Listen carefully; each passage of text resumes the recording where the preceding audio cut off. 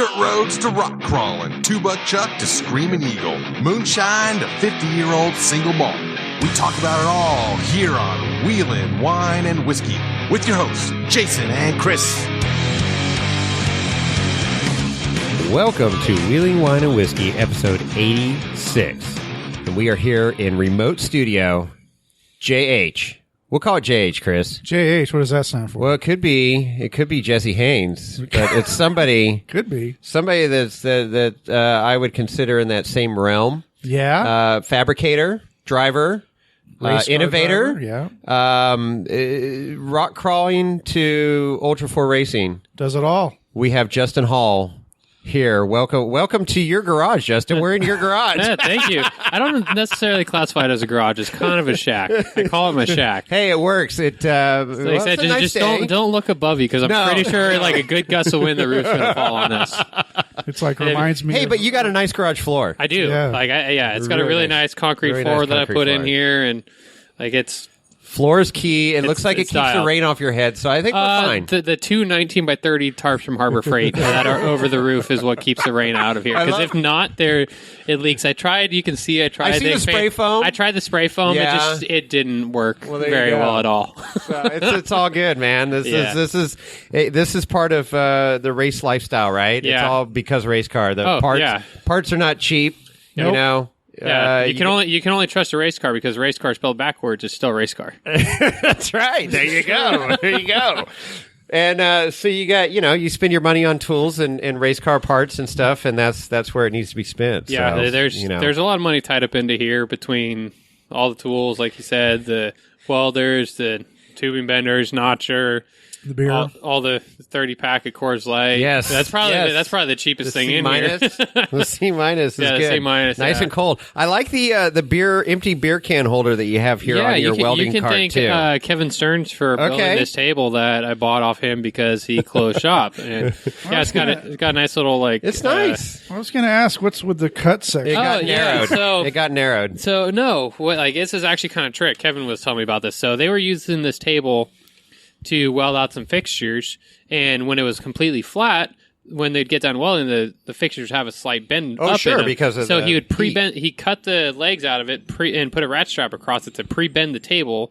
So when they bolted the fixture down, it had a slight bend in already. So when they welded it, when they welded it and unbolted, it was perfectly flat. Oh, well, there you go. That's pretty cool. There's a method to their madness. It's like a poor man's way of doing it. And the ratchet strap's still there. Oh, it's like a really nice ratchet strap. It is. So I'm not going to complain about it. That's a car tie-down ratchet strap. Yeah, no doubt. And then this is 1/4-inch plate steel on top. I think it's actually thicker than that. Oh, it is, huh? 3/8. I think it's 3/8. Yeah. Shit. This is legit. You could pound the shit out of this thing with a hammer. I've never had a table like this. Yeah. All my tables are literally like probably less than 3 feet tall and like a 2x2 setup on wheels, and that's it. And it's been horrible to work on.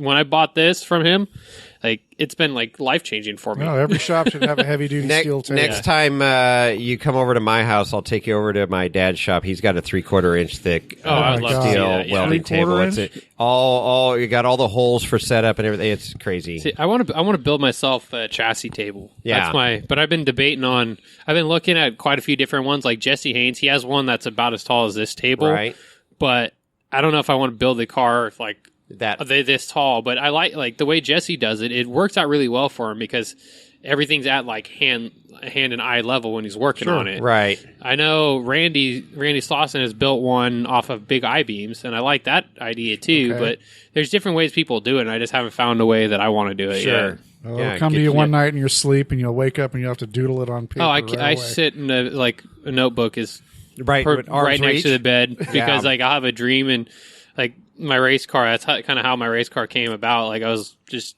trying to figure out how I wanted to build it, and every night I just come up with a new idea in the middle of sleep. I'd wake up, write it down, and then go back to sleep. That's where the best ideas come from. That's right. Yeah. My ideas are always about sawing more Z's, but Hey, does that happen when you get old? Because I don't want that to happen. Pretty much. Apparently. You saying I'm old? Chris gets up early. What time do you get up, Chris? 4? 4. Yeah, that's pretty damn early. I don't need my alarm clock doesn't go off at 4. Mine's about 5:45, 6 o'clock when I get up. That's more normal. Yeah, I would like that. I'm 6. Not my reality. That's when you wake up at 6. Yeah, I probably set set an alarm clock this year maybe a dozen times. So, your internal alarm clock. Internal alarm clock. Well, that and with my job, it's not like I got to be up at $100 anymore. Yeah. I used to be up at 4. Yeah. But not anymore. Yeah, my job's been with this whole COVID stuff going on. I've been doing a lot of remote work and working from home. Like, sometimes I try to go into my job sites and check them out like a couple hours in the morning, and then I'm back home before noon and working from home. That's kind of nice, though. Yeah, it's not a bad it. That commute. Oh, I'll get up early, like take care of stuff I need to in the morning on the computer, and then leave my house about 8, miss the commute into work, and then be home by like noon. Right. It's great. That'd be great. Then all I got to do is just make sure I have my cell phone, my work cell phone with me, answering emails when they come through, and phone calls when they come through, and it's pretty nice. That's great. It's a whole new era, man. It is. Really is. I'm not complaining with it. Like, it gives me time to get prep get work some stuff done, get some stuff around the house, and sure. Yeah, it's been an interesting change, and I mean, we definitely want to talk about all this hardware we're sitting around, but I mean, to think about the reset for families and whatnot. I know you're not a family man, but I am, and I got a dog. You got a dog? I got a family. You kidding me? Lucy? Is it Lucy? Yeah, Lucy. Lucy's right there. She's guarding everything, just hanging out. She's all you're talking about. Yeah. But yeah, don't say that word. Don't say that word. Yeah. Ball. She's looking at you. I know. She's like, boy. don't you threaten me with a good time. I'm wagging my stub. Yeah, her little nub, huh? Oh, boy. But, you have a lot of families that are kind of reconnecting, spending a lot of time. The kids are home, the parents are home working, but I mean, might be. I've noticed you haven't spent much time with your family. No, I go to work every day. It's hard to do remote work on a golf course. You need a little remote control car that you can like sit from your house with a and little control. camera on Exactly, you're fine. You got those robot mowers too. Don't mind the drone hovering over you. Yeah, it is not a target for you to hit. So the last time we met, we talked with we met in I believe July of this year. Yeah, I think it was around then. Yeah, we sat down and right in the middle of COVID. Right in the heart of COVID. Right in the heart of the nightmare. Which we thought it'd be over by now, but apparently it's still a thing. It should be. So, what have you been up to since July? What's been going on in your world? Not a whole lot of racing. We kind of decided to take the year off of racing, and we just wanted to kind of refine what I was doing here, and I wanted to concentrate on getting some side work on through 13 Fabrication and make some little side cash doing that. And I wanted to build my name a little bit in that industry, and just really take some time to go over my car with a fine-tooth comb. I haven't really had a chance to do that often, and that was a fresh cold Coors Light being opened up right there. It is Saturday. Yeah, it is Saturday, and we're a bunch of boys, and Saturday's for the boys. That's right. Saturday's for the boys. Didn't mean to interrupt your train of thought. Oh, you're right good. In the middle. We're good. Good job. That had to happen. I know. This is wheeling wine and whiskey and sometimes Coors Light. But yeah, so I took some time and kind of refined what I was doing and concentrating on getting my car dialed in. I'm trying to go for. I know I have a car that works really well and it's really competitive. And for my own personal thing, I feel it's been lacking some style on it. So I've been kind of going through, adding a few things, making it. Sorry, there's a lot in the background. No, it's okay. It's ambiance. We got Chris's breathing ambiance, too, so we just work through it. But so I've been spending some time and just getting my car to look a little bit better and adding little things here and there, like added some headlights on the front of the car, some amber lights that they not only help with cutting through the dust and everything, but they kind of give it a look that I feel like the car's been missing something on the front end. Next year, I'm going to drop a kind of big one here. The car is going to be teal and blue, which is Falcon colors. Falcon came on board as a title sponsor for next year. Awesome. Which is pretty rad. So That's huge, man. Congratulations. Thank you. Yeah, me and Falcon have had a relationship in the past in my rock crawling background. Right. They sponsored me for 2 years and title sponsored me for 1 year, and I ended up winning a national title on their 38.5 nice. Wild Peak MT2 for it was a sticky tire. Okay. And like I said, I won a national title on that, and then I had great luck with their 37s and King of the Hammers when I was racing on them before. So I'm looking forward to bringing back that partnership, and I have a really nice Falcon fire suit that's been sitting in the closet that I absolutely... Oh, no kidding! Yeah, I had it. It was custom made for me a while back, and it still fits. I tried it on last night. When you for rock crawling? Yeah, for rock crawling. No kidding. I'm going to bring it back, and I was looking at old photos on Facebook and like my photos of me thing. Looking back, I'm like, man, I sure miss that fire suit. It's a really... it was like a $2,000 like custom embroidered Sparco fire suit that was made for me. Wow, nice. Yeah, it's so a you get to bring that back out, bring it out of retirement. I'm so excited for it. You have no idea. That's super cool, man. Right on. Well, we're partial to teal because our logo's got teal in it. So it is. I don't know. Yeah, we might have to have a sticker show up on your car. I'm sure we can make something up. We can put it right next to the unicorn. There you go. Yeah, on the back the unicorn that says magical. Magical. If you look at it's kind of pooping a bolt. Yeah, I did look at it earlier. 2009 KOH. Yeah. Is that 2009? I don't know. I really don't. That one just kind of showed up on my car. I forgot who put it there. One of my picker guys put it there, and I just left it because it's like the greatest placement of it ever. And I love it. Decided to leave it. Yeah, that's perfect. That is right behind your driver's left shoulder there. Exactly. Yeah, right behind the driver's left shoulder. So it shows up on passenger. So your single seat car. Yep, single seat car. Yep. But that's freaking classic. Yeah, when I'm on like the stand at Hammers, yeah, and got, exactly. The camera's showing while they're interviewing me. You see a unicorn pooping a bolt. The unicorn.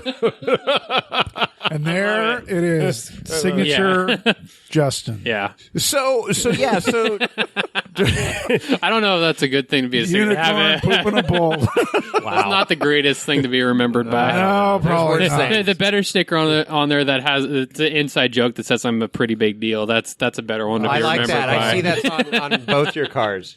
Yeah. So 2020, just to wrap up the shitty year, but it hasn't been all terrible. There has been some rework and stuff going on, but you did compete in two We Rock events. One We Rock event and one Super Crawl event. Right. Yeah. So Super Crawl with a car that you built. Yeah, back in the day. Yeah, it wasn't even that back in the day. I built it like 2 years ago, I think. Oh, that's back in the day for us. Yeah. Yeah. So back in the day is yesterday. No, what are you talking about? Yeah.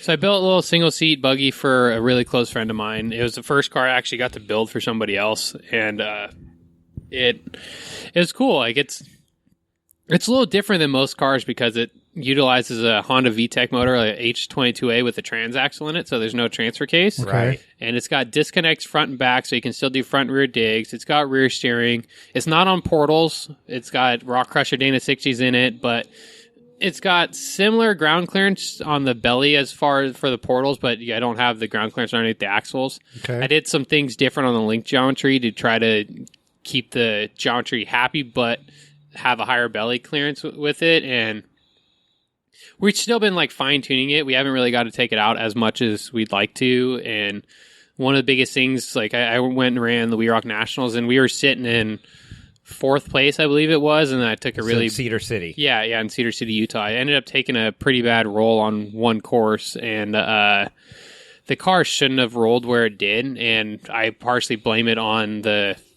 shocks that are on the car right now. I'm not, for how light the car is, I don't think the ORIs work what they should for this light of a car. On a little heavier, like 2-seat cars, they work great. Okay. Like they're awesome for that. And I've talked to quite a few people, like talked to Jesse Haynes about it. And we kind of discuss RIs on light single seat cars, and they're good and bad at the same time. They don't want to unload when you're doing side hills, but when you need them to unload and transfer weight, they won't do it. And that's because there's not enough weight in the axles and the chassis to counteract itself. So that was what was your demise, part of your demise there. Yeah, I sat and I have a video of the rollover, and I was telling you earlier that I literally slow-moed it down like as far as I could do it, and was watching what the shocks were doing, watching the bulge on the tire, and you could physically watch the car when it dropped.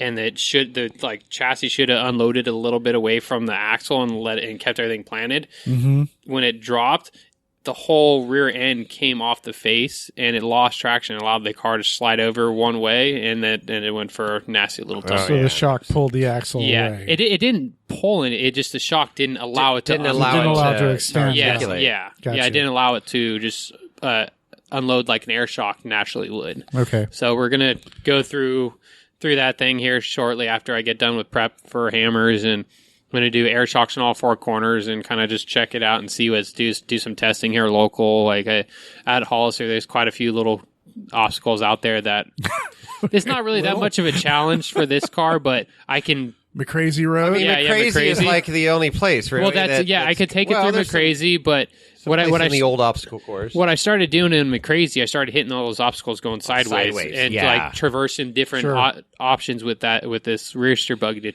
to kind of actually test and work it harder than like normally just driving through. Okay, well, let us know when you go down there because I want to watch that. That's freaking cool. I love this rock crawling shit too.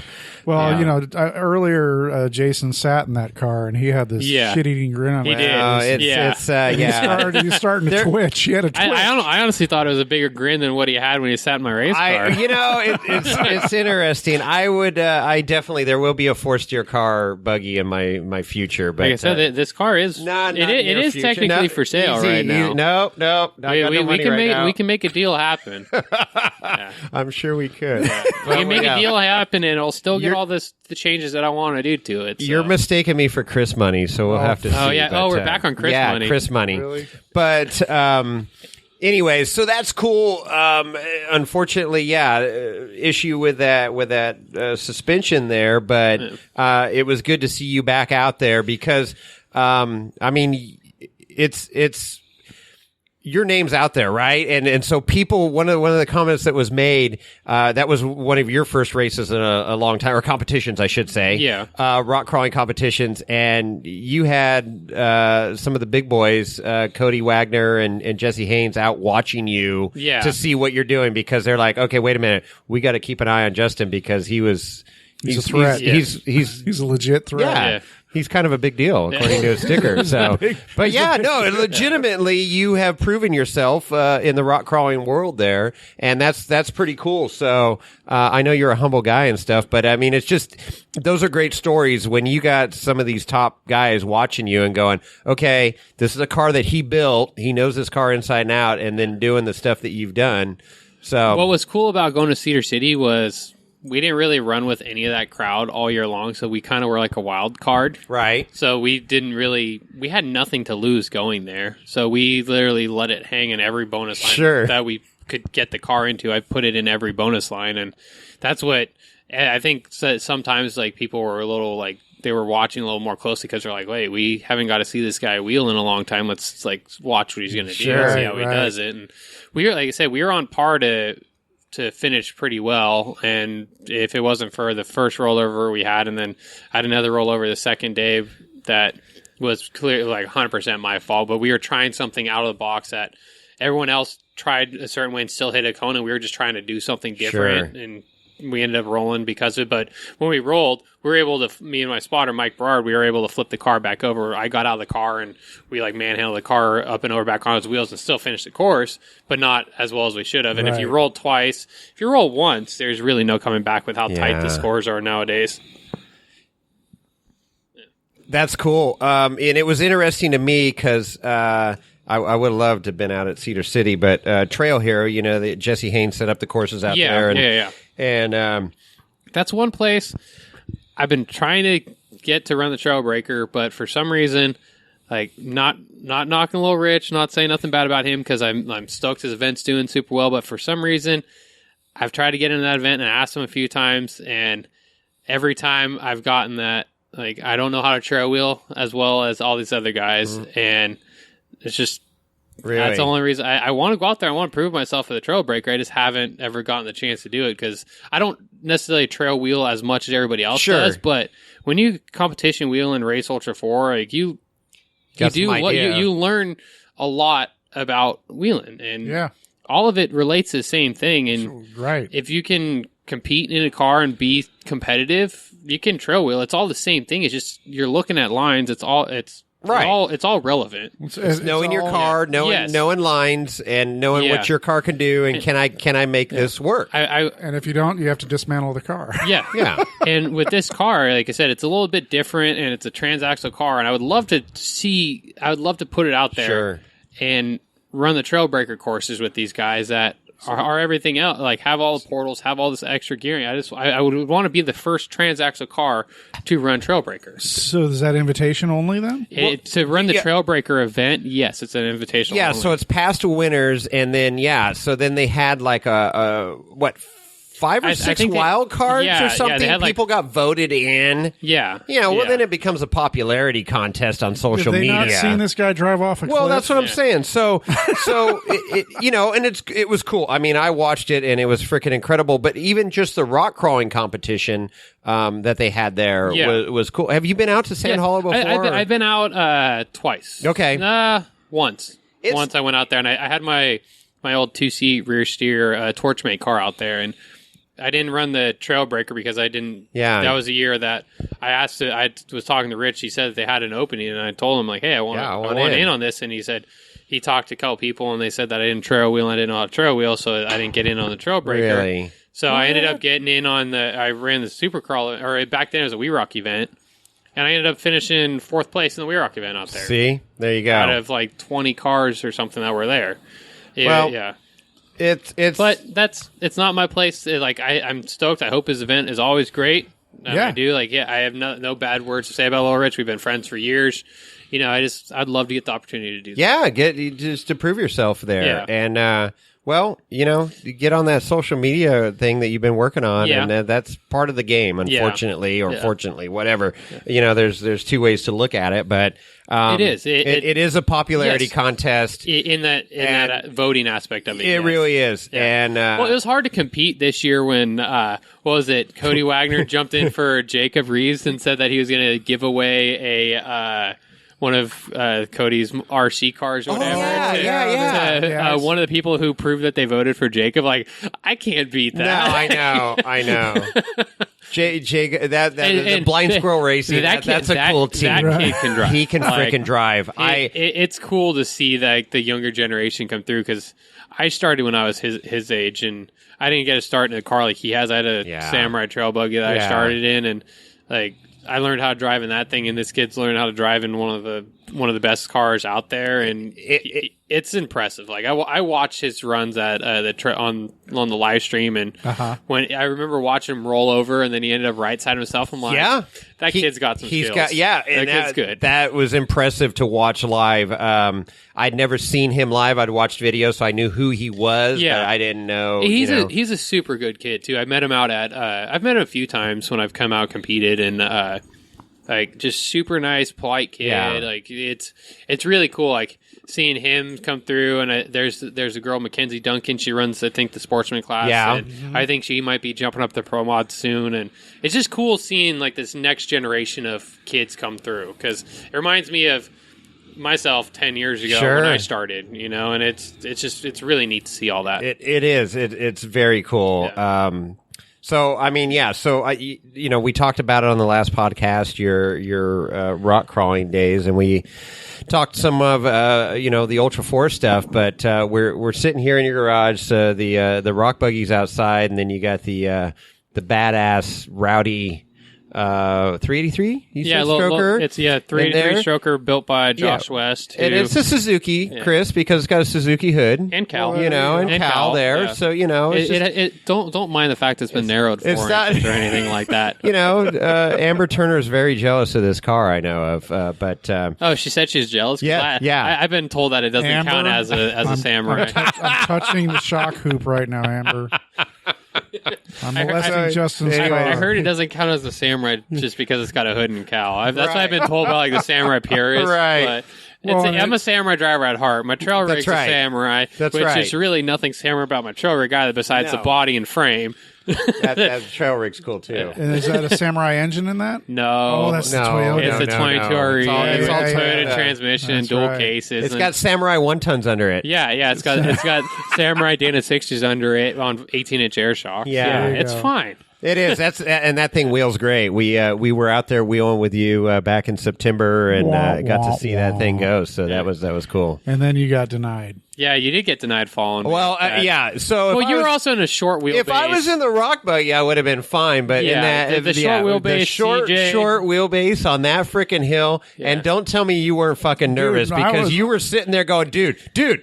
My ass was stuck to the seat. And I'm just, it was a steep dirt climb. It was gnarly, and it was a cool spot because I've been to Hollister enough times that I've found all the cool fun trails like that most people don't think of driving on, and it's not like actual hard wheeling, but it's fun. I had been on that trail before numerous times. I mean, you know, but it was washed out from that rut, and it's deep as hell. And then that rut made it super off camber, and with my flexi suspension and no sway bars, it was. And your counterbalance, we'll call it counterbalance, Chris. If anything, he was helping you out because he was on the high side holding you down. Exactly, but that wheel was still coming up pretty good. So I was like, and I know my rig enough, and I'm like, dude, we're like super close to rolling right now. If I go any further, you weren't that far off. And it was impressive that you hiked back down to see because you knew that it was a gnarly corner. So, but I was like, there's no sense in rolling here because it's going to be a really bad day if I roll. Yeah, then there's no reason to. And then we were trying to get around to the other side, and there was so many freaking people out there and wadded up on the trail. Oh, when we were coming up from the quarry, and it was like, what are you people doing? Yeah, because you were supposed to meet us up at the top of it. Yeah. We're going to meet you at the top, and then never did. Anyways, but getting to see your trail rig wheel, and that was new to you pretty much at that time too, and you were stretching his legs. I think that was the first time out with it. Yeah, that was the first time once I got it all back together, and it's a cool little Samurai. The body's been stretched on it, and it's a 4-seat rig, so it's just comfortable. It's got a heater in it, and it just top. Yeah, it's kind of a top. Kind of a top. I don't know if I classify it as one. If anyone out there knows a really good vinyl person that does soft tops, let me know because I need to have a new one made for it. Somewhere local to the Bay Area would be sweet. It'll keep the rain off your head if it's falling straight down. Right. Yeah, but when the gaps on the doors don't really help because I put stock Samurai doors back on it, and the body's been so crunched in, and the gaps don't really help it's got a Toyota motor. It wants the rest of the body to be like a Toyota. Yeah, right. An old raisin. It's my clapped out trail rig. I think every person needs a clapped out trail rig. Well, and it wheels great, and it's fun. It gets the job done. It's not a show queen. No, but what's cool though. But you can go hang with anybody out there, right? What's going to be cool about it? It's going to match my race car. I'm going to get painted up. My race car is getting painted in the Falcon livery. I'm going to do something cool. I'm going to paint the wheels white so it's old school like Drift Falcon style on my race car. I'm going to do the exact same livery, the exact same paint scheme, everything on the trail rig. So when they're both parked in the pits, drive around, they're exactly the same. You're going to be like those big teams like Levi Shirley and them that have two rigs that look the same, Now you just need a RZR, a side-by-side to race in the side-by-side. That'd be cool if anyone out there want to sponsorship opportunities here. Yeah. So that's a good segue. Let's talk a little bit about your plans for KOH. What's going to happen? So this year's what's got to happen? Yeah, he's going to finish. Yeah, well, I finished the last 2 years. I was going to say because he's got a good thing going here. 4,500 class. Yeah, right? 4,500 class. I finished top 5 in my class the last 2 years. The last year was 4th place. The year before that was 3rd place. Cool. This past year, the 4th place, I blame it on me getting stuck 3 times. I had to get out and winch myself, and I lost 3rd place by 15 minutes. I guarantee I was winching for like 20 or 30 minutes. Your co-dog's supposed to do that. Right? The no co-dog seat. It's a single seat car, folks. Yeah, that's the struggle with driving a single seat car. You have to get out and do everything yourself. Right. So you got to get in shape and be on top of doing all this stuff. Well, hey, Chris has trouble getting in and out of my buggy all day. You know, in fact, when we do adopted trails, he doesn't even like riding with me in the buggy because getting in and out. So I had my own rig this year. Yeah, that's right. So this coming King of the Hammers, it's cool. They moved my race from Wednesday now to Friday. Right. So you are glad about that. Yeah. Oh, I'm ecstatic about it because I haven't had for the past 2 years. I've never been able to pre-run. Because I get down there Saturday, Sunday was always another race, Monday was qualifying, Tuesday was contingency, get the car ready, Wednesday was a race. And I could never pre-run. Yeah. I got to pre-run like the first 15, 20 miles of the race course. That's it. I never got to pre-run any rock sections, any of that stuff. Like I've just never been able to do that. Okay. And this year is going to be nice because I'll show. I'm actually going to spend. I'm going to get down there probably Thursday before. Okay. I want to get to Thursday before. The trail rig's getting outfitted with the GPS system in it too, and I'm going to dial that in so I can make notes on my GPS in that while I'm pre-running the race course for all the rock trails. The desert is what it is, but I want to pre-run. There's a couple rock trails that I didn't get to do over Thanksgiving that I want to spend some time on and figure them out, because the 2 trails I didn't get to do, Spooner's Outer Limits, are the only 2 trails that the only time I've ever seen those is in a race. I've never got to actually go out there and like put a trail rig on them and spend some time just like looking at them. I've never. They're big rocks. Yeah, yeah. We were on Outer Limits last year. I've witnessed Spooners. Back in the day when spectators could go out anywhere on the course. That's where we went, and we'd go out to Spooners and watch all the races. Yeah, Spooners and Outer Limits. Great. It's no joke. No, like it's no joke. And I can do Spooners. I've done Spooners just fine without any winching, like going up and down it in my race car. Outer Limits has been a struggle for me. The year I got 3rd place, 2 years ago, I had to winch through the very top section of Outer Limits because I had no idea where I got through it, and I get to the top side where like the main obstacle is at, and I had no idea what I was looking at. That big ass rock where you got to go between the wall and the rock right here. So what's funny? So Chris. So the sheer cliff, like I drove. There's like a big rock in the middle. Yeah. You can go to the right of it, or I went to the left of it because my dumbass was thinking, "Ooh, buggy line, I can do this," because I didn't even see what was on the backside of the rock. Like I kind of poked around. And I'm like, this doesn't look right because I've never seen the trail. And like I went over here and I got stuck. So I get out, winched myself through. And then I noticed there was that line between the really big rock and the big wall. Yeah. But then there's a line to the far left of it that is way easier. I went to the far left, and you don't have to nearly like wedge yourself against a wall and this big undercut and like kind of hammer up over it. You can go around to the left, and it's flat ground, and you just got a small ledge. You just got to make sure you're out far enough so your right rear doesn't get wedged underneath that really big rock that everyone winches to. So that's where I went out of it, and I was fine. But it's that getting into that spot is where I need to spend some time at, because I just haven't been able to do it. So if you remember, Chris, when we were out there running that, and that one of the drivers came through that was pre-running. And they had a hell of a time in that section. They were trying all kinds of different lines and getting hung up everywhere. I've been watching a bunch of videos on YouTube and old King of the Hammers videos just to try to figure out the line through it. And I think I got a really good idea on it. I just need to get out there and put some tires on it and see if I can get it. It's always changing, too. I mean, that big-ass rock's not going anywhere anytime soon. But getting to that big-ass rock just getting to it. Correct. And they need to have a camera out there because they show that. No, they did in the year I got 3rd place. So 2 years ago, they had someone out there. They had drone footage, and they had someone out there with an actual camera. And I went back and watched some footage, and I saw myself winching, and I'm like, "Oh, this is pathetic." If you look, like they zoomed into my face through my helmet, and you could look at my eyes. I was just drained because it's the end of the race, the last 20 miles of the race, and it was a mess. Yeah. I was just like, "Oh my god, this is horrible." But a lot. Go. Yeah, no. I was just going to say, a lot of the spectators have no idea what you racers are facing out there in the middle of those rock trails. Yeah. I mean, they see Chocolate Thunder and all the other stuff, and Sledge. They don't see Jack North. They don't see Wrecking Ball. No. They don't see Aftershock. They don't see Highway 19 and 20. Yeah. If Sunbonnet, Devil's Slide. Devil's Slide isn't hard, but it's a really steep, off camber kind of big little trail. That's the name Devil Slide. Yeah. Right. If you don't know where you're going through it, there's plenty of ways you can roll, and it's you're rolling down to the bottom. It's a long way down. And then if you guys ever get a chance to go wheel Highway 19 and 20 and not take the bypasses on it, there's a lot of bypasses around it that I don't know if they're pretty burnt in now that you can kind of see. But the year I raced, that 2 years ago, there was no bypasses allowed, so you had to take all the hard lines. And Highway 19 and 20 is no joke. Serious stuff. Yeah, it's some big stuff with big ledges, big holes in it.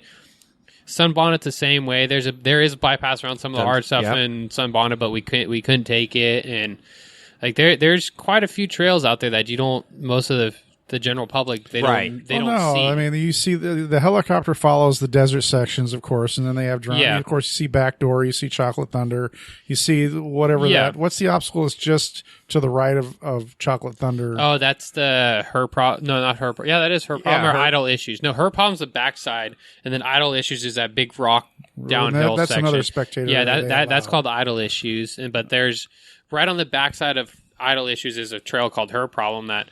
If you don't know you're going through that, that's a hard little trail too. You know, there's all kinds of little trails in the back that you're not going to see. Well, and I missed the window on those opportunities. My first year at KOH was, I think, 2016, and Jason wasn't on that trip. I went with 4 other people, and we went out. It's race day. We're going to go out and check out. I think we're going to head out to Spooners or it was Outer Limits. And we got out. We driving out in the desert, and we come to this group of volunteers out in the middle of nowhere, and they're like, "Where are you going?" We're going out here. It's like, no spectators allowed. You got to turn around. Sorry, Moose should have told you out front. Yeah. So they had already shut down, regular people from going out to those areas that year. Yeah, it's crazy. So it's honestly better because I have come up in a race on somebody that's been on course and they had no business being on course, and they're blocking the only way through the trail. Yeah. Well, those are clueless idiots that need to get you literally figure it out. Then if you nerf them, then you're the bad person because you hit them. And, and it's kind of frowned upon to hit like somebody in a stock JK. Right. Exactly. Yeah. So you pre-ran and ran your car hard over Thanksgiving. Yeah, I spent from Saturday to Black Friday. I spent almost a full week down there. You missed all the Black Friday deals? Yeah, I did. Yeah, I was driving home during all the Black Friday deals. Big deal. I was here for Cyber Monday though. Oh, there you go. I was on point with Cyber Monday. I bought a 32-inch monitor for editing podcasts for $200. That's actually pretty. That's a good deal. Screaming deal. I bought one of those LG. I bought one of those Amazon Echo Dots. I've been so against putting one of those Amazons in my house. Now you're getting spied on. Oh, I know. I was so against doing that, but after I got one, I'm like, this is actually kind of cool because I've been working from home and playing music off my my phone through my laptop just kind of sucks. Right. And I was like, I just need something better to play music off of. And the thing's cool because you tell it to play music, it plays music. You ask it the weather, and it says the weather. I'm like, this thing's pretty cool. Or you're sitting there talking to your friends about getting new bumpers, and then you start getting a bunch of emails about bumpers. Well, I'm not going to complain about that. I'm not going to complain about that one bit. Got to be careful. Dave Cole and JT Taylor listen to that too. So yeah, right. So that could affect the course this year. Pre-running, right? Yeah. Pre-running during Thanksgiving. What knowledge did you gain from that? So I went down there with a guy by the name of Paul Smith. I finished his 4500 class car for him that someone else started building for him, and then I ended up cutting the front end of the car off and doing a bunch of work, and wiring, plumbing, and doing all that stuff. So it was kind of the major maiden voyage for that car. So we spent a lot of Sunday getting it ready, Monday getting it ready, Tuesday I had a big shock tuning appointment with Wayne, and so we did that, and then we did run a couple trails here and there. We ran Guacamole, Chocolate Thunder, a bunch of as little local teasers for him to get a feel for the car. Nice. And we did shock tuning, and then after a shock appointment, he's like, I want to drop back door. I'm like, okay, but we're going to start all the way at top of resolution. Okay, there you go. So we ran Guacamole again, dropped through, or went on the race course, back to down resolution, then I dropped down back door, he was like, oh, that's not that hard. I'm like, no, you just drive off it. Yeah. I showed him I sent him down the proper way of going down back door. My race car, I just was lined up. I just bailed off of it wherever, because at the end of the day, gravity's going to get you downhill. Yeah. Right? As long as when the front tires hit, you just stab the asphalt and come out of it. It's fine. Sure. You've driven off of cliffs before. Yeah. It's rock climbing world is no big deal. Back door's not that scary. It's really not that big of a look drop. up Justin Hall driving off a cliff on YouTube. Yeah. You'll probably find something on that. But so we did that, and then Wednesday, Thursday, it was actually the end of Tuesday, Wednesday, and Thursday, we spent a lot of time out running trails, and it was nice to be able to run with another car that could actually keep up. We weren't going race pace, but we were clipping through the trail pretty good. Cool. we spent some time through Sunbonnet, like into some of these other little trails, like with like actually picking the hard lines through it. And Sunbonnet's normally like a 5-minute long trail for my race car. Wow. Like it's a decent trail, but you jam through it in 5 minutes. Like if you're like at race pace, you're clipping through it. Sure. Like going up Chocolate Thunder shouldn't take you longer than really 2 minutes to get through it. Yeah. Take me 3 days. Like honestly, like 2 minutes is like that's on the higher end. That's like you had to back up 2 or 3 times to get through Chocolate Thunder. Like Chocolate Thunder is one of those trails that you just don't think about. Right. Like we ran through Jack North, Wrecking Ball, like we dropped. Yeah, we went Jack North, dropped into Bender Alley, into Wrecking Ball.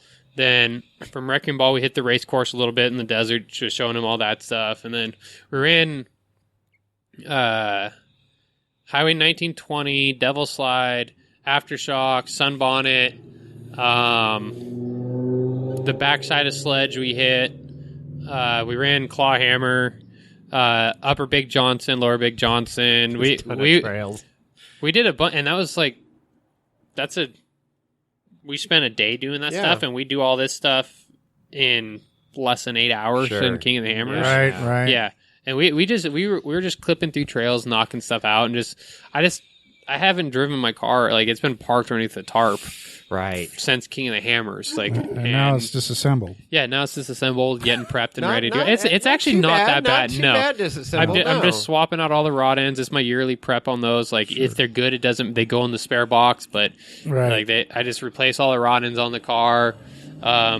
Ordered all new brake hats and rotors from Brandig Motorsports.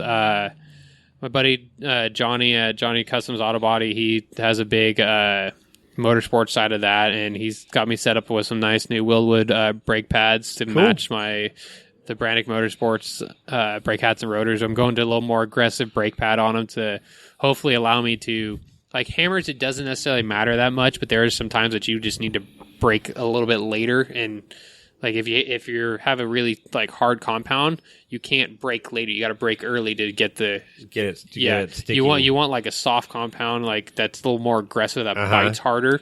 And that's so like when you're coming out of the desert section, you're doing a $130 and you want to slam down to 30. 117 is the fastest I've been in a race car.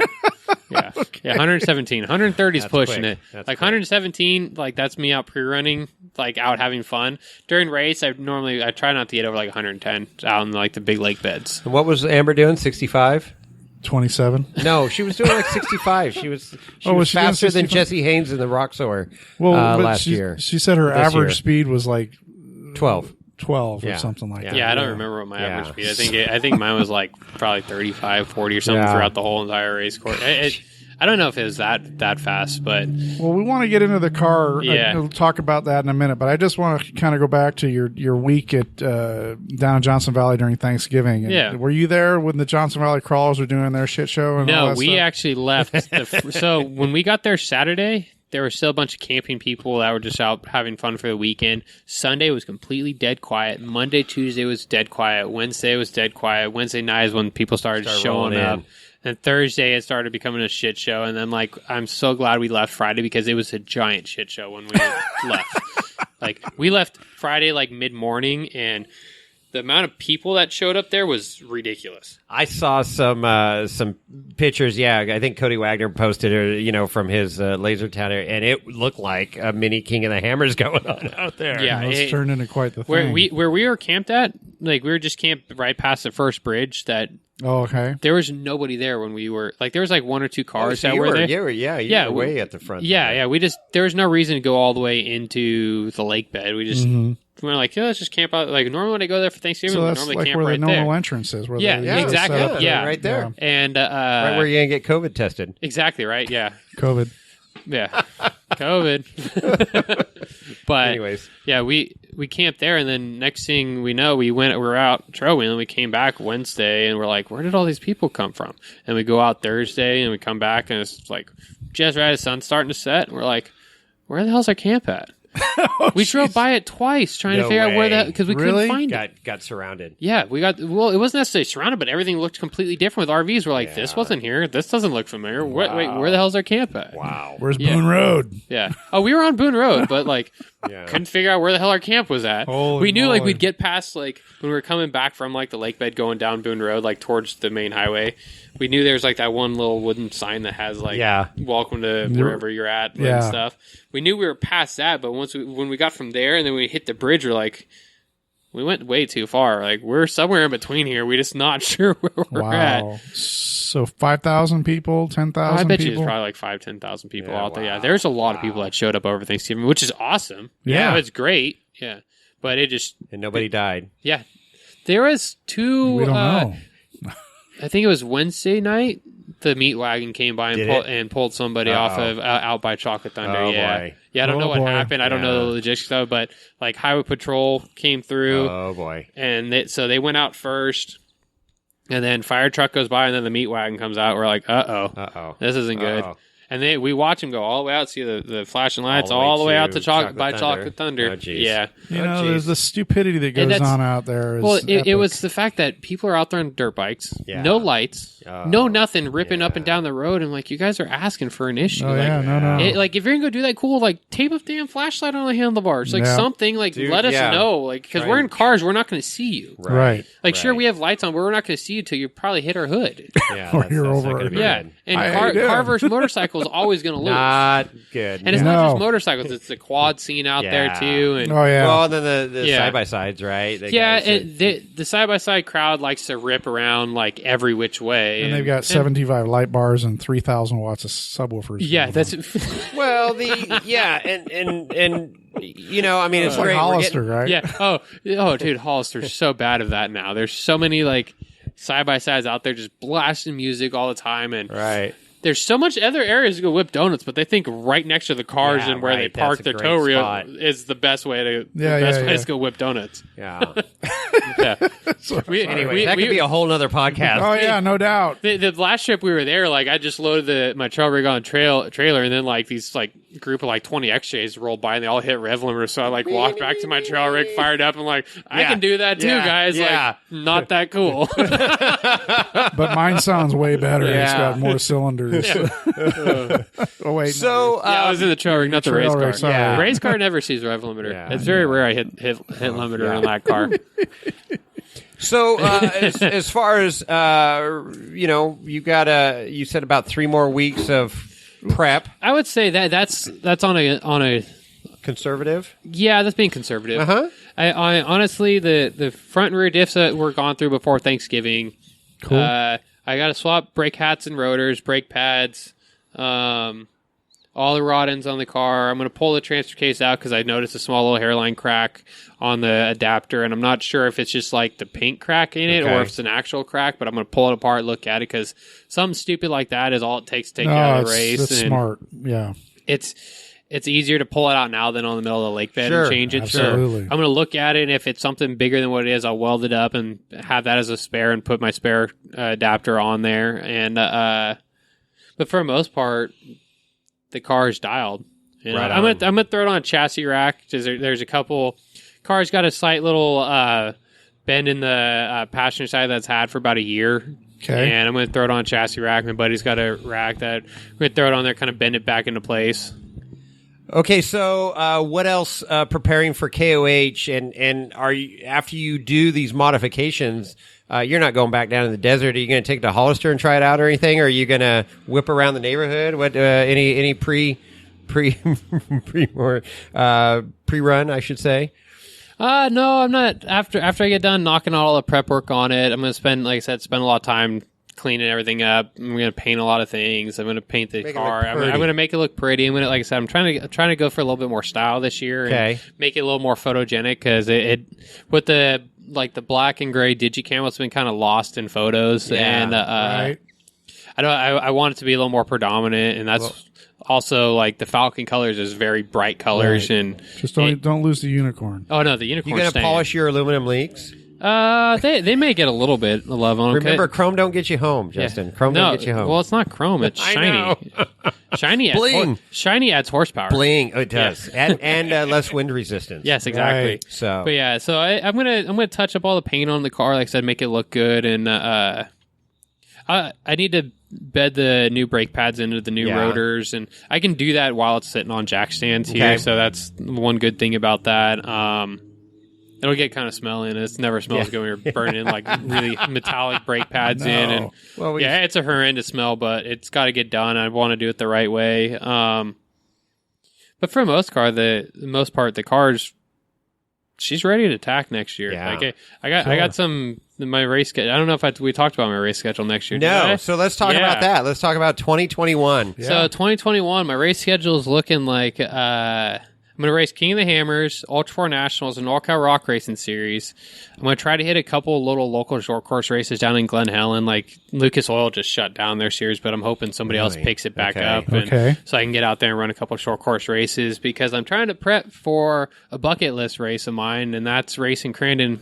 The racing short course at the big house. Crandon looks so freaking cool, and that's like a week-long event as well. It is. It's during Labor Day weekend. Ultra 4 has a race out there, and going to make the trek all the way to Crandon, Wisconsin. And like I said, I'm going to knock that bucket list race off. And I know they do a night race that involves rocks, and the only team I've ever seen race during the day is a 4400 class. So if I got to enter a 4400 class, I don't care. Like I'm going to race the Mecca short course race, and that's Crandon. That's awesome. That's cool. I built my car around racing short course, and it's been literally a pipe dream of mine to go out there and race, and I'm going to make it happen this year. Well, Crandon, just make sure your lights are working so you don't end up in the pond like Bailey Cole. Oh, yeah. Remember I added some headlights to the car. Right, I know. I see that. I have light bars tucked up underneath that you don't really notice when you're staring at the car. And I got lights. Yeah, you do. I just got to make sure I pay attention to where I'm going. So I think Bailey did too, but he got caught in the dust. Yeah, that's crazy. I watched that video, so and holy hell! Can you imagine? The car was sunk. It was 100% submerged. I know. That's scary. They pulled it out and got it running again. Yeah. I mean, we can laugh about it because it all came out well, but that could have ended really badly. Oh, it could have. So I'm trying to. I mean, you're all strapped in 5-point harnesses. Yeah, 5-point harness, window nets. Net. You got you got to get out of that car. It's not easy to get out of these holding cars. your breath. Yeah. In the dark. Yeah, you got to be like, oh, shit, I'm underwater. Yeah. This isn't right. No bueno. This is no bueno. Cuidado. So anyway, glad it ended well. But Crandon will be awesome. I would love to get out there to watch Crandon one of these years. It's one of those races that I've watched videos of them like turn one. Yeah. Running a turn one at like 80 mile an hour, pitching the car sideways. Like that's like that's like my wet dreams are made of racing like Crandon, Wisconsin. It's just cool. It's one of those places that it's been like I said, it's been a dream of mine. I've watched enough Pro 2, Pro 4s racing out there. I always told myself like one day I'm going to do it, and it's going to happen in 2021. Nice, right on. Nice. Well, good for you. Hopefully you're there, and that'll be awesome to watch. Yeah, I can't wait to be there. I just got to make sure the tow rig's good enough to make it out there. Well, it's a Ram. It'll definitely get you there. Well, yeah. He's concerned. No, I'm not concerned about that. That's why I bought the truck. Sorry, I gotta get I'm surrounded by two Dodge guys here. I gotta hold my ground. But I was a Ford guy that converted. I know. I was gonna say last time I was riding in your tow rig, it was a Ford. Yeah.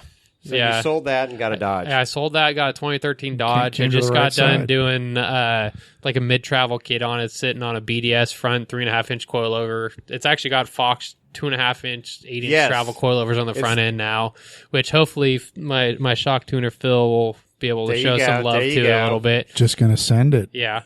Then it's got Carly rear springs in it now. And then I'm going up from 35s to 37s on it, and I got some Battleborn wheels for it, so they'll match similar to my race car. There you go. Like I said, I stepped up my style game this year a little bit. It's a good looking truck for a Dodge, but it is nice. It is nice. Yeah. I just picked up, actually, I want to give a big shout out to Cody Ivey at Chassis Unlimited. He hooked me up on a front bumper for my truck, and it's good. For the Dodges, it's crazy how much clearance his bumpers get. It That bumper is nice. I noticed it right when we walked in the game. It is. It's an eye catcher. It's like super sleek. It tucks up. The body lines are like on point. I can't say like enough good things about that bumper. Yeah, it's not like a big old Texas bumper that's like way overkill. I was looking at that, and that's because I have like a Warren 12,000-pound winch that's sitting here that came off my Ford, and I was looking at it, and I talked to him like, "Hey, how do I make this fit?" He goes, "You can't. You're not going to make that big winch fit on it unless you do one of the bigger bumpers." I'm like, I don't want that. I want a nice bumper tucked up because that's going to be my weekend camping rig if I want to go run forest roads or something on. I'm going to take the Ram out. I'm going to have a tent for it. Like, I'm going to have all that stuff. Like, do some overlanding with the Ram. Oh, there you go. Overlanding. That's what Rams are good for. Yeah, exactly. No, it's good for everything else. So, you'd be buying a Scottle. Yeah. But, I want to be able to it's kind of my do everything rig. And it just, I said, I can't say enough good things about that truck now. Oh, they're great trucks. Yeah. I said, the only thing it's missing are the 37s, which soon enough. Are they going to be MTs? They're going to be the MT. No, I'm going to do the AT3s from Falcon. okay, they're right be on. Falcon AT3s. Okay, good call. It's a very aggressive all-terrain on them, and they still have an extremely good sidewall rating. I think there's still like a 3,500-pound sidewall on them, so it'll still be perfect for towing it to my big enclosed trailer with. Right. Sweet. Yeah, E-rated. There you go. You got Amazon Prime delivery coming in. Here comes Lucy's got it. Yep. Woohoo! Just chuck it over the fence as car parts. Throw it over the fence. It's fine. No, they won't do that. I'll be right back. Okay. All right. Amazon delivery interrupted us there, but that was a good break. I needed to go to the bathroom. Yeah. So, you know what was in that Amazon package, Chris? I'm afraid to ask. Yeah, was it a box full of talent? Because I probably need a box full of talent. Wow, I didn't know you can get talent from Amazon. Dude, you can buy everything on Amazon. You're Prime. right. You're right. I need to look it up. I bet you there's talent. That's a good one. No, it was Justin opened it up. It's actually a little booster seat for the passenger side of his rig for you to sit in there, Chris, during the race. Yeah. You just got to deal with a couple twin sticks between your legs. That's fine. Just a couple of sticks right between your legs, so he'll just have you working it a little bit in there. But it's I was really hoping for that box full of talent, though. Right? Yeah, me too. We're just gonna ratchet strap you in. Oh, I've been trying to get Chris a right seat ride for KOH, so we at least got to get him in a car to scare the shit out of him. I would say get him in a car. Yeah, Arturo Kevin Jones is going to take him around too. Well, Arturo promised me a ride, but he's not going to be there. I secretly want to ride as well, but I really want to get in-car footage of Chris losing his shit in one of the cars. I could probably do one better for you. I was thinking maybe like if you show up Hammers this year after my race. The car is still in one piece, I'll let you take it out for now see, I would, man. Geez. But I would be super conservative. That's okay. Like, just don't. But that would be fun. Hey, that would be. Don't loop in the desert. Don't do anything stupid. And I would normally say don't do what I would do in it, but that list is really small of the stuff I wouldn't do. So I normally don't say that. So what you're saying right now is being recorded. For I understand. It's recorded. I understand that. I understand that.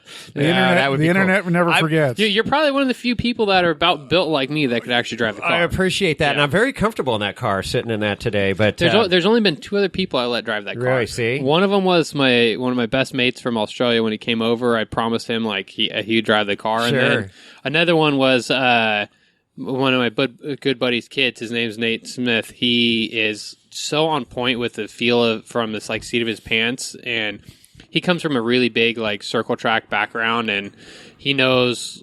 And road racing background. He's been doing this stuff since he was like 3-4 years old. And he's 27 now, 28, and he's done a bunch of classes. He can transfer everything that he's feeling into words. Yeah. And like my car has done a few things that I just couldn't understand how to put into words. I'm like, hey, dude, like go drive my car. This happened at Thanksgiving. I said, hey, go drive my car. Like take it out for 10 minutes. I said, rail on it. Like do what I would do to it, and come back and tell me what you think.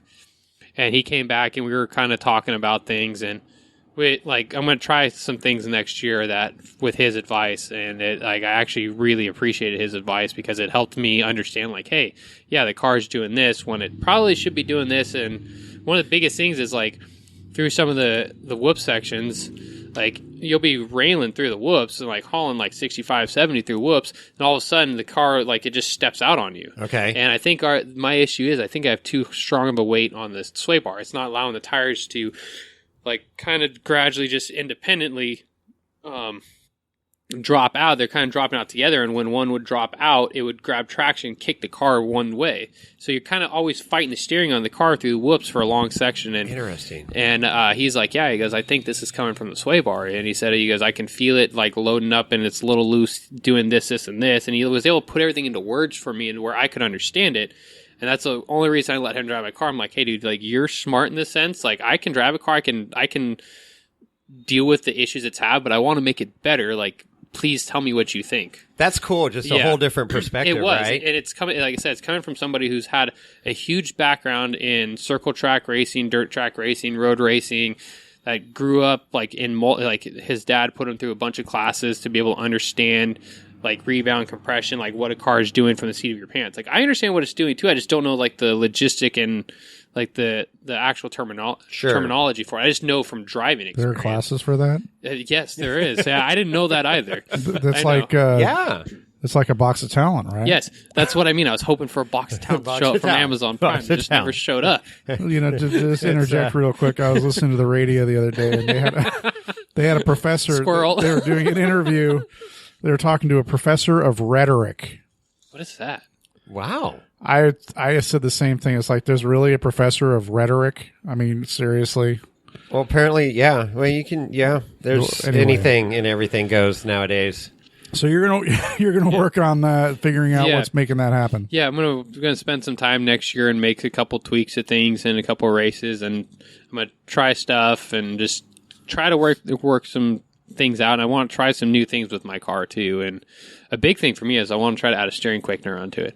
I tried to put one on. I have a steering quickener. It's a 2-to-1 quickener, and I tried to put it on before going to Hammers over Thanksgiving, but I couldn't quite get it to work right with the fact that I need to pull the box apart and adjust the torsion valve inside the box so it'll flow more fluid and not be so tight.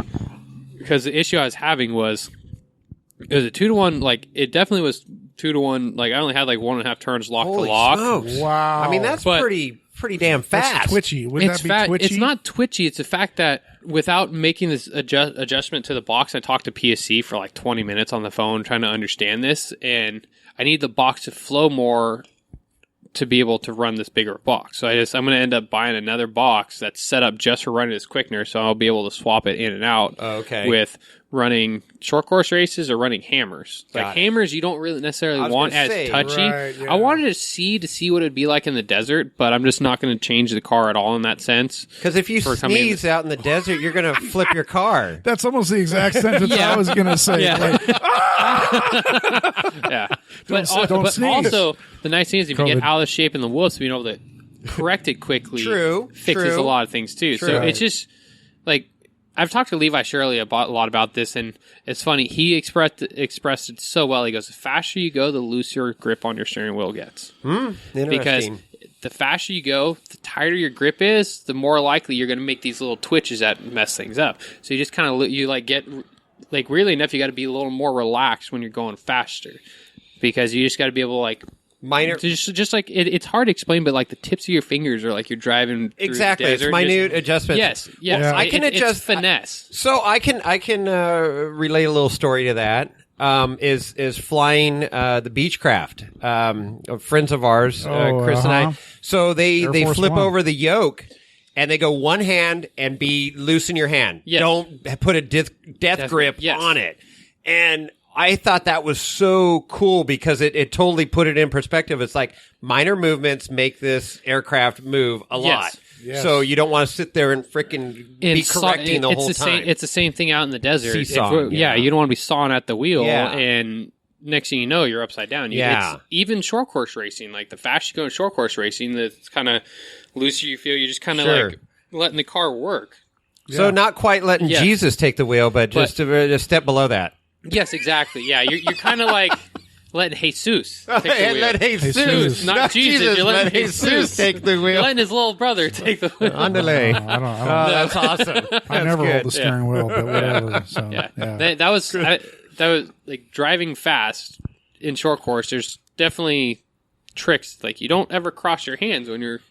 And this is all stuff that transfers over in like everyday driving. Sure. Even in like road course racing, even just driving trying to survive in the Bay Area. Yes, exactly. There's like you got to be an aggressive driver out here, and you got to kind of know what they're going to do before they do it. Yes. And it's funny how things kind of relate. Like you and I were talking earlier before we started, like how like I 2-foot drive my race car. Yep. I 2-foot drive my pickup truck. I 2-foot drive like everybody else's car. Unless it's got a clutch, then I'm like obviously using a clutch for that. But like for the most part, I'm 2-foot driving everywhere. Right. Well, it's just a natural. Like once you figure it out, it's so much easier. I do that. I've done that in the Jeep and the Rock Buggy for years. Yeah. And as soon as I sat in your car, and I'm like, "Do you 2-foot this thing?" Because that's the way it's set up, and it just was intuitive. Yeah. If you don't 2-foot drive race cars, like you're doing it wrong. Yeah. Because it's. You got to get comfortable with that left foot. Like if you're right foot dependent, you got to get comfortable with using your left foot for brake control. And I would think it'd be more instantaneous control of the car. Exactly. Yeah, you're not that transition time. Exactly, that transition from like gas to brake that's a matter of, for lack of better words, of like life or death. Right. Yeah. Well, but if you're hesitating on that, and when you're like on the brake when you should be on the gas and you can't get to the gas fast enough, like you roll the car over and then you're done. Right. Well, and you think about the race, King of the Hammers race, 8, 9, 10-hour race. How many times are you transitioning? That could be minutes, hours, an hour during a race of moving your foot from one side to the other. And what's crazy, like I talk a lot about short course because that's where my passion's at. I love racing short course, and like when you coming into a corner, like you can load the car up by just stepping on the brake while you're still on the gas. You can just load it up just a little bit on the brake, just to upset the car just enough to get it to start pitching in the corner, and then you're ready to lay into it with the gas the rest of the way. Like you're not necessarily letting off the gas all the way, because if you let off the gas all the way, then you're into a whole different like scenario. But you can just let off a little bit, stab the brakes just to upset the car just a bit, and get back into it, and it just lays all the way around the corner. Cool. And same with like setting a jump. Like setting a jump is you're on the gas and you're just letting off. You're just hesitating with the gas pedal, just like for a half second. You're back into it just to get the car to plant the ass end in. So if you just go to hit a jump like full throttle and send it off, the rear end just packs hard and bucks you really up. Like you just got to set the whole suspension. I understand. Yeah, Chris does that in his Barbie Jeep all the time. Exactly. He sets it right up and launches it. Yeah, they're like 24-volt power wheels. Yeah. Well, yeah. Fuck yeah. No, come on, man. You got to add the 2 car batteries in it. It was hooked up in the series. Come on, man. We're talking about his Wrangler. That. Sorry, my bad. Don't be making fun of me. Full Barbie Jeep. They're about the same. Wow. This is a Dodge. This is a fellow Dodge owner here. Yeah, but the problem is I'm a Samurai owner too. So. It's true. Us Samurai owners and like Toyota owners and all this stuff, we kind of all stick together. But I'm sitting across the table with 2 Jeep owners right now. So. I've got the 6-cylinder, so I got 2 on. Yeah, there, but you know. A little 22 RE, yeah, I guarantee I could clutch dump way harder than your little 6-cylinder would do. He's got a lot of torque. I do not care about clutch dumping that thing. No, I'm surprised my clutch is still alive after trying to train my middle kid how to drive a freaking stick. He beat the crap out of that thing. So anyway. No, we're non-denominational. We make fun of everybody. Yeah, we have opportunity, to. you know? Jeeps, Toyota, Samurais, like Toyota Samurai people, we're cheap as all could be. Like, we try to do everything on like the lowest budget possible. Right, but it works. I love it. It gets the job done. Jeep people, they like to spend money on it, and it still gets the job done. That's right. As long as there's no scuttle, we're all good. Yeah. So exactly. So, Justin, let's do some shout-outs for your sponsors. Definitely. I want to, like I said, I want to give a huge shout-out to Falcon Tire coming on board this year. That's awesome. Rough Stuff Specialties has been with me for 12 years now. I think they're my longest-running sponsor. Yeah, and you got all kinds of new Rough Stuff axles, rod ends here. It's their housings. I have their brand-new rod ends for the car. Pretty packaging. Those are sexy. I got their limit straps are on my car too. Everything. You know why there's different color packaging, Chris? No. On the rod ends? No.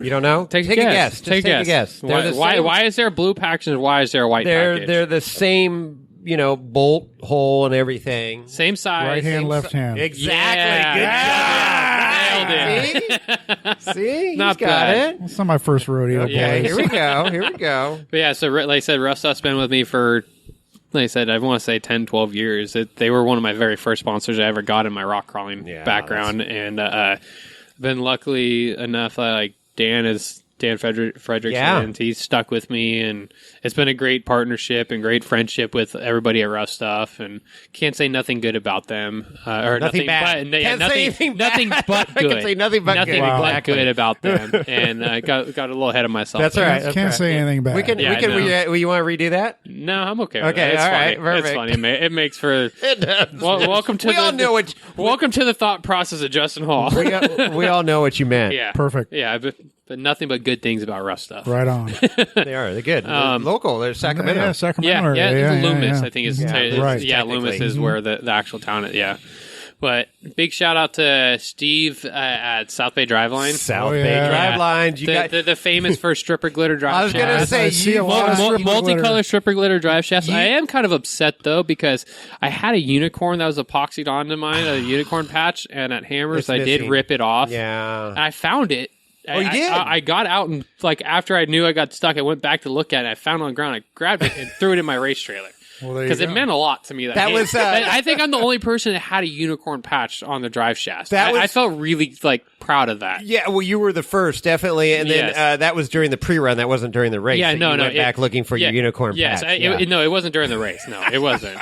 If it was during the race, sorry, Steve, unicorn be lost to Hammers. Well, I'm sure he's got a plentiful bounty of different unicorn. He's got some other not safe for work. So your front drive line is pink with it's purple. Pink. Is it purple? It goes to purple. Yeah, I don't even know what. And then the back is kind of a red, white, and blue theme. No, mine's not red, white, and blue. No, it's pink. It's pink, purple, blue. It's all the purple that I saw. Yeah. No, mine's. Oh yeah, no, there's definitely pink back there. Yeah. Oh yeah. No, and it's heavily glittered. Oh, it's got heavily. Yeah, I try not to ever load these when I take them to him, and he repaints them. I never put them in the cab of my truck. No, you can't put them in the cab. That's definitely they go on the bed. They go on the bed of the truck, and wrapped up in cellophane wrap, and they don't get unwrapped until they're on the car. Yeah, and he used some glitter because I picked some up for the KOH guys last year, Art and Josh and them, and. I mean, it was like rocks. It was like diamonds that were in. He uses good quality stripper glitter. You got to wear gloves. It's not just your everyday. It's not glitter. Your standard stripper glitter. No, it's full on heavy duty. Yes. If you need to sand something, put the rig up on. Yeah, you could. Yeah.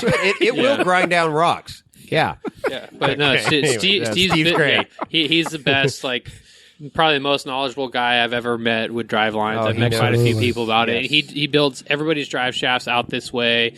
Tons of trophy truck teams that race Baja 1000. He builds the best stuff. And him and Leslie are just great people. They're just really great people. Yeah. Steve's the most sarcastic person ever. And literally, if anyone goes in there and they start talking shit about me in a joking way, he is going to talk so much shit back, and it's going to be the greatest thing ever. It is. All my friends I send over there, go order drive shot. I was like, hey, just start talking shit about me, and he'll love you forever. And that's the relationship me and Steve have. He just talks shit about me. Right. I talk shit back, and it just works. And bring bacon. Yes, lots of bacon. I always bring him bacon. Not like cheap Costco Walmart bacon. No. You need good butcher quality bacon. Good quality. Yeah. He is a bacon He's also a wino. Yeah, I bring him wine and bacon. He likes wine. I know. I bring him my homemade wine. It's kind of funny. I would have never pictured him as a wine drinker. No. It's he is. And he's a foodie. They're foodies. They love their food. He's always posting up pictures of fantastic pictures. Those people that the are food that he foodies smokes is incredible. Yeah, he smokes some incredible meat. It's impressive the stuff. So there he does. You go. Yeah.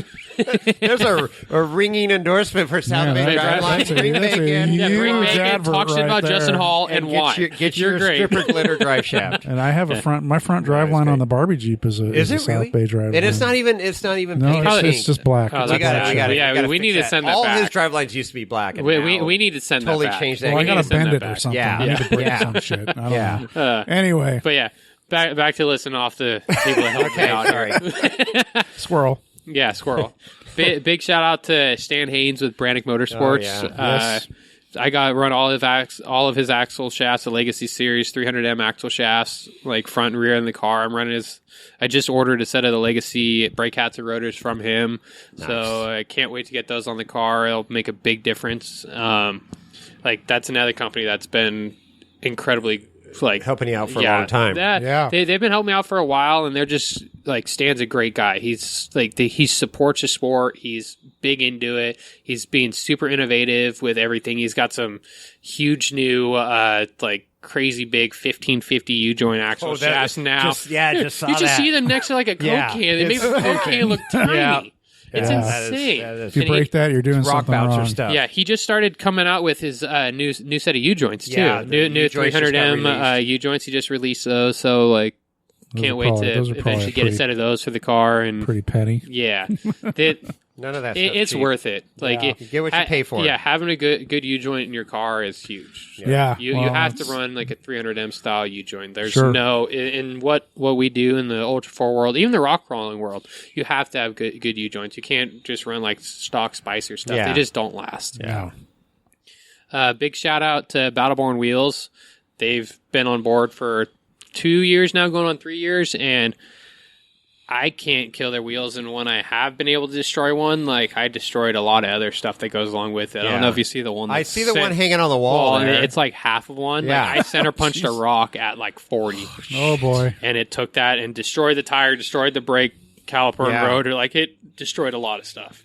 Yeah, and it's good. Funny, I still ran like 2 laps at the NorCal Rock races with that because I didn't realize that happened. I mean, it's a B-block wheel, but the other half of the wheel is pretty much gone. No, it was still bolted up to the wheel hub. Well, I know, but I mean, it was the back. The back half. Yeah, it was just like flailing around in there. Yeah, Jesus. But she going. Yeah, she going. But like, I've ran on flat tires at Hammers, and I've still using the wheels on the race car. They don't flat spot. They're extremely tough.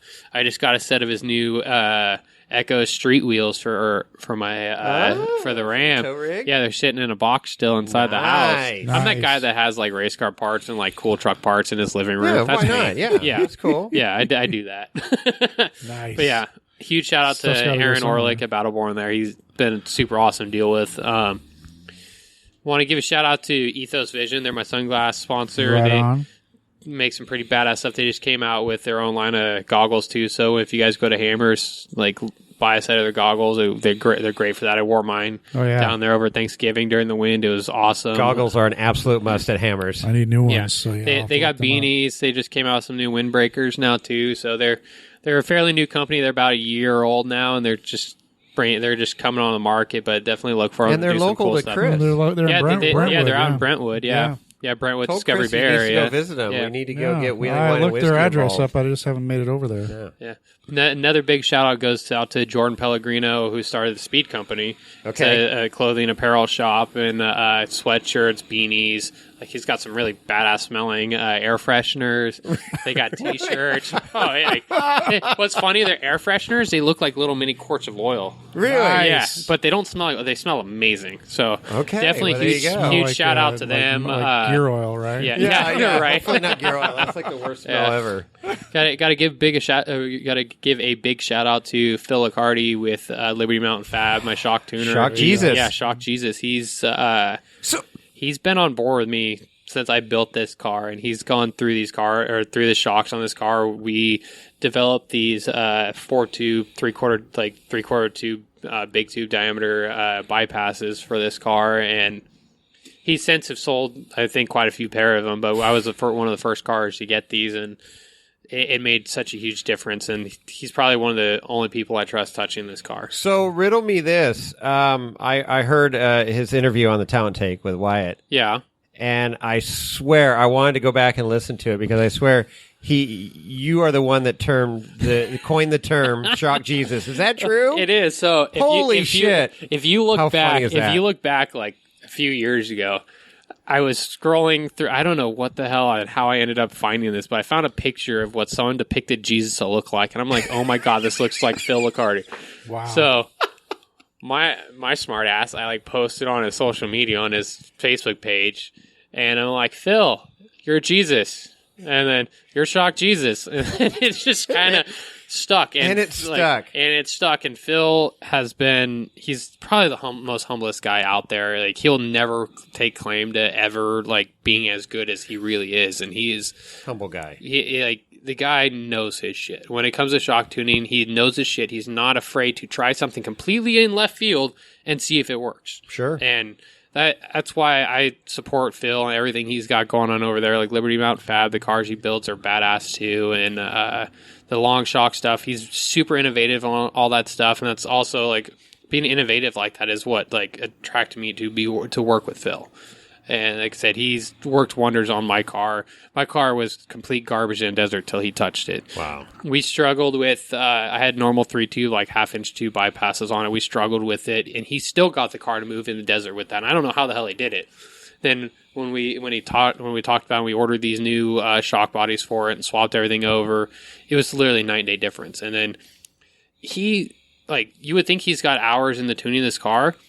I've maybe worked with him 4 times on this car. We just haven't. He lives in Gardnerville, Nevada. Yeah. He's not like, we don't live close to each other. Mm-hmm. And I don't, the only time I'll mess with the tubes on the rear bypass is in short course racing, because I've talked to him and he's explained like, hey, pull rebound out of it so it'll jump flatter, take less preload out, like rear coilover, blah, blah, blah, blah. Like we've talked about that stuff. But when it comes to actually tuning the car, like he's the only person like exclusively that touches my car. Wow. I can't say enough good things about him. Yeah, I mean, that's just a great little side story there because, it's people that, I knew him as Shock Jesus before I knew him as Phil Licardi. A lot of people only know him as Shock Jesus. Exactly. It's pretty funny. I've always wanted people to like coin somebody a nickname, and it's there you go. That one's there. And I couldn't ask for a better person for it to go to. Like that's I said, cool. Phil, like I've hung out with Phil. He doesn't live that far from my parents, and him and Sarah, they're like incredible. They're probably literally the most nicest people you'll ever meet, like on the earth. Like they're super welcoming to come hang out with. Like Phil, he's probably the most political person I know, and I love that. Like he literally like talks shit about everybody that's like against, like he just hates everything about politics, and it's great. Like I love his posts. I love everything, all of it. It's amazing. It's hilarious. Yeah. Phil is just a really great guy. Yeah, so check out Liberty Mountain Fab on Instagram, Facebook, all that stuff. Yep. Yeah. All the good things like that. Yeah. Then another big shout out, Josh West. He's been my engine tuner and my engine builder. Like this old motor he built for this car.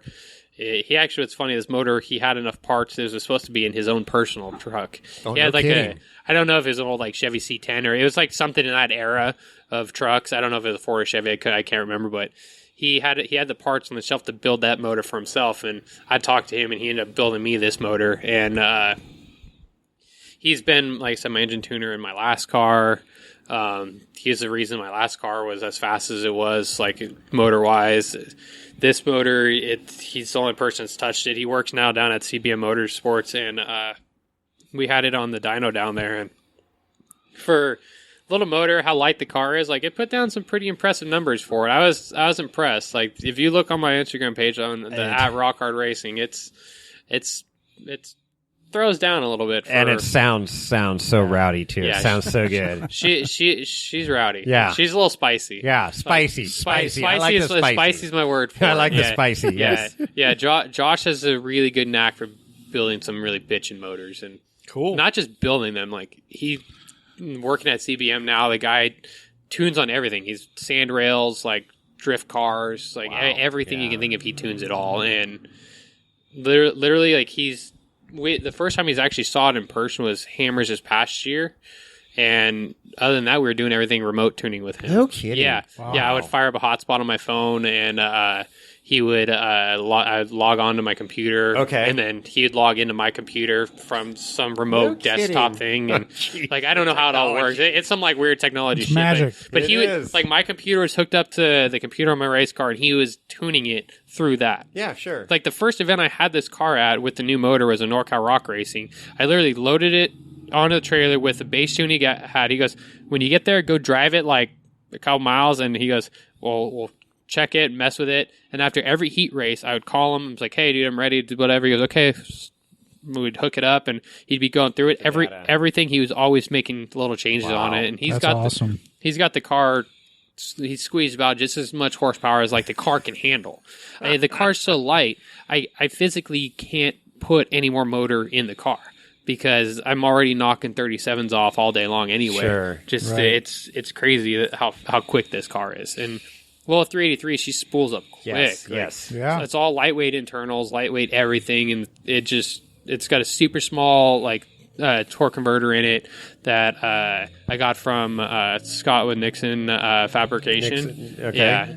Yeah, he's dude is impressive with building transmissions too. He's built Nixon transmission in Yeah. Jackson, right? in Jackson, yeah. Yeah, he built the Turbo 350 that I have. Okay.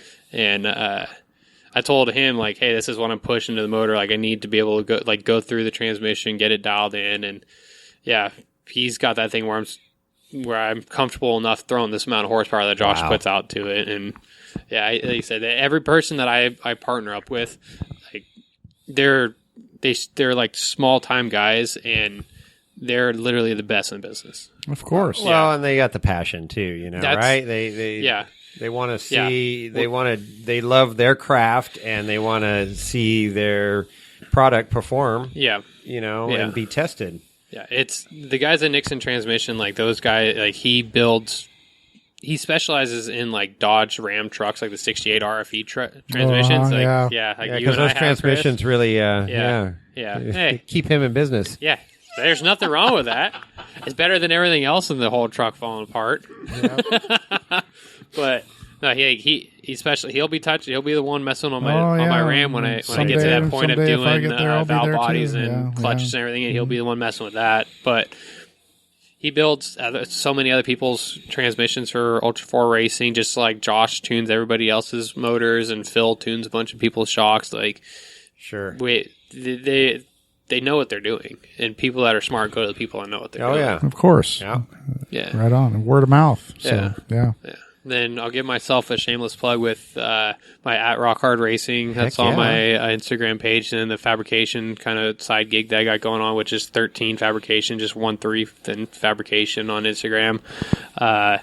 Been just cranking out. I haven't turned away any bit of work, and I've been slammed. It's been kind of cutting into my race prep and everything like that, but I'm not going to turn away work. I'm trying to get my name out there and do everything. Like before you guys got here, like probably an hour before you got here, I did a Jeep JK rear bumper install for a guy, a tire carrier. Nice. Wow. And the kit was missing some brackets, and I talked to him like, hey, dude, like, we don't need to make this bolt on. I'm like, do you ever plan on removing this tire carrier? Or at least this mount that mounts on the frame. He goes, no. I'm like, okay, I'm going to weld it in place. And he's like, not a problem. Perfect. So buzz the welder out, knock it all out. All right, cool. And it wasn't sitting here waiting to order the new brackets for everything. Like we can, like I can make whatever you guys need. So, that's cool. Yeah, for sure. Yeah, you've got a wide variety of equipment and tools here, but I mean it's basic stuff, but I mean all top quality, and but it just goes to show your fabrication skills in this little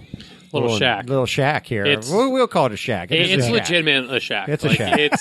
It's pretty shacky. Like, nope, it's perfect though. Yeah, but it works for what you need to do. Yeah, it gets the job done, and I can't complain about it at all. No, this is freaking awesome. Yeah. Well, hell, we're looking forward to KOH 2021 and seeing you go kick some ass out there. Thank you guys. I appreciate it. I look forward to seeing you guys out there. Yeah, absolutely. It's going to be a party. Yeah, it'll be fun. Party. I don't really drink during Keenan. No, I know. I'm pretty on point with like I'm there to do a job. Car's got to be prepped. Got to do this. Like I'll hang out, I'll have a good time. But we're going to be working. Party too, doesn't mean so. drinking. Yeah, we're working too. So it's there's a lot of. But partying is partying at the end of the day. Yeah, like right. we can all have a good time. We're going to have a good time. Yeah, it'll be. You guys good. are always welcome in my pit. So all right, cool. That's good. So. And I'm going to find out. I've got that segment. It's in there. I didn't forget. Drive his car. I know, right? I didn't forget one bit. I told you, like after the race, car's in good shape, everything's looking good. Right, like I'll let you go take it out. No, it's all good, man. That's awesome.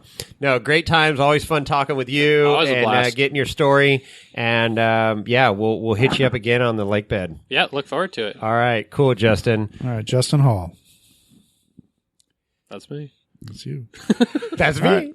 All right. So anyway, if you want to follow Wheeling Wine and Whiskey, you can see us at wheelingwineandwhiskey.com. You can catch us at our Instagram, Wheeling Wine and Whiskey. Jason manages that and does a great job and is posting all the time. I try. It'll be hot and exciting during Hammer time. Week of the Hammers, King of the Hammers, and then. Don't forget about our patron, Patreon. We want, we have. We want your money. We want your money.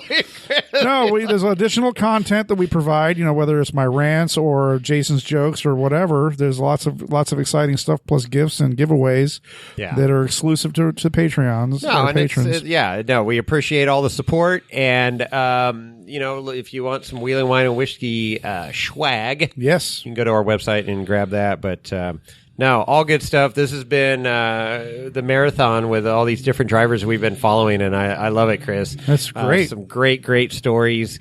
These are people that love racing and are just 110% gung ho, and it's just been great. So one step closer to Hammer Time. We are, and it is. It's right around the corner now, and looking forward to it. So here we are into the new year, 2021. Hope everybody had a great holiday and make this thing happen. This has got to be a better year. It's already a better year. Hell yeah! And on that note, we're out.